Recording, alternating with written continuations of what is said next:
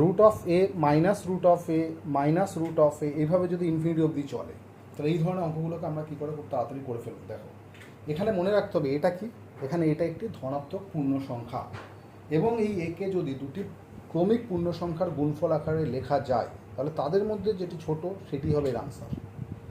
তার জন্য একটা এক্সাম্পল নিচ্ছি, বিষয়টা দেখো আরও ক্লিয়ার হবে।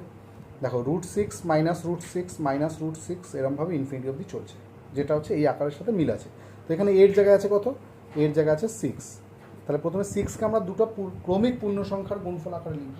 তাহলে 6কে দুটি ক্রমিক পূর্ণ সংখ্যার গুণফল আকারে লিখলে হবে 2 × 3। তাহলে 2 × 3, দেখো এর মধ্যে ছোটো হচ্ছে 2, তাহলে এর আনসার হবে 2।